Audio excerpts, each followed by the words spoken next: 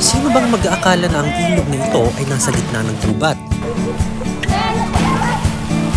Liblib man ang lokasyon, perfect naman sa picnic at adventure ngayong summer.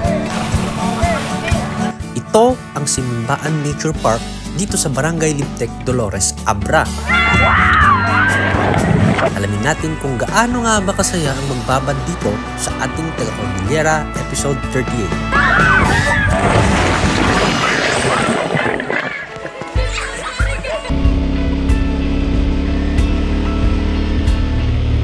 Pag ganitong init ng panahon, kailangan talaga maghanap tayo ng pwedeng mga paliguan, no? Ngayon,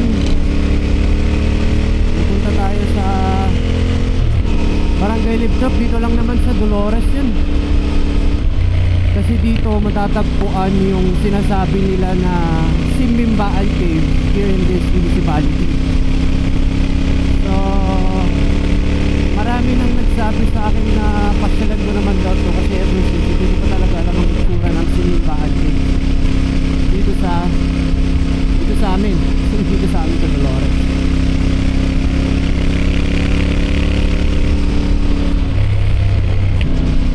I'm really curious kung bakit nila tinawag na Simbaan from the word na simbahan o simbaan, Ilocano simbahan Tagalog, sin lang. So, pupunta tayo doon. Sabi nila may mapaliguan din daw yung part ng Simbaan Cave na yan. So, susubukan natin, especially ngayon. Grabe ang init na ng panahon dito sa Abra. Okay, so nandito na tayo sa junction ng Dolores. So, papunta Libtec dito, papasok. So, hindi ko pa alam actually kung saan particularly. Ayun! Grabe yung init ng panahon dito sa Abra.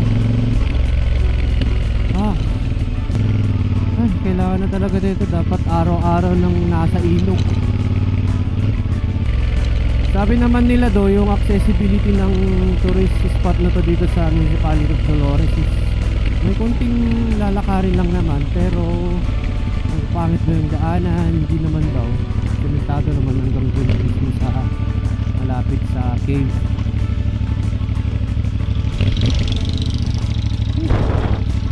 Ayan. Ito rin ang problema pag ano, medyo malaking makina ng motor, parang tostado na yung bayag natin dito.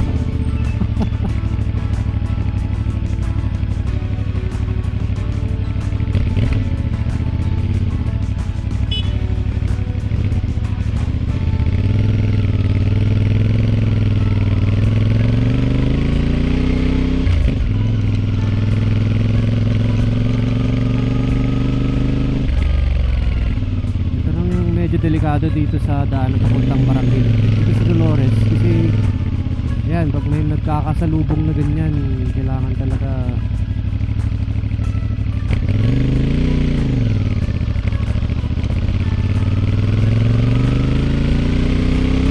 may problema dito, no? Medyo mahirap maskip yung kalsada.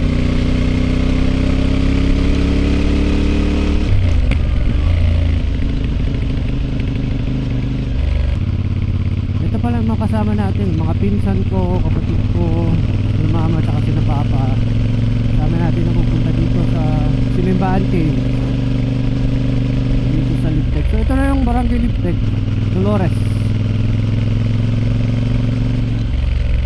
Dati rough road to eh, ngayon sementado na.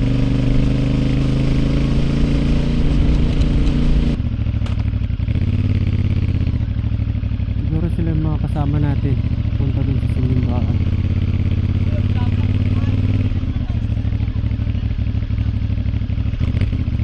Okay, so hintayin natin kung anong plano nila para sama-sama tayo. Ito daw eh.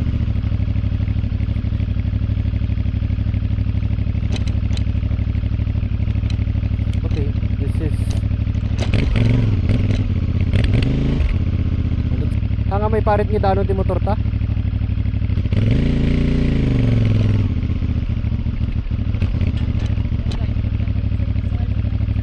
Dad, sikat.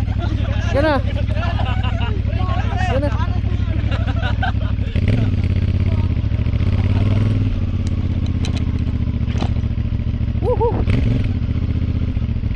dito na lang.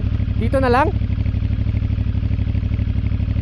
Okay, iwan na natin si Bendy dito. I'm so sorry, Bendy.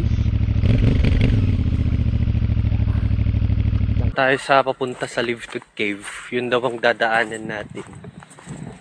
Punta doon sa Simbaan picnic area.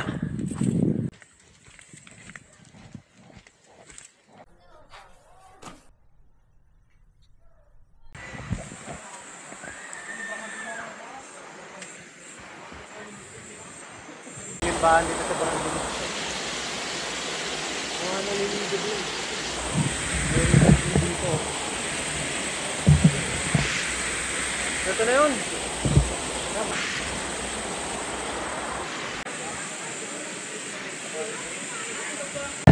You can be successful on your own way. Wala na basit nga banag na aranid. Is that you? Jai?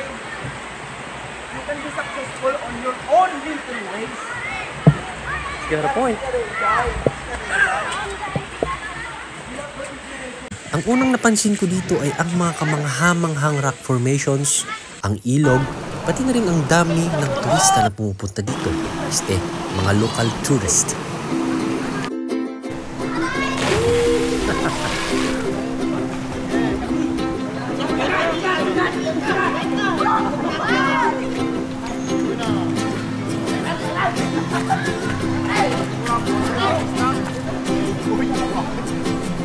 Wow!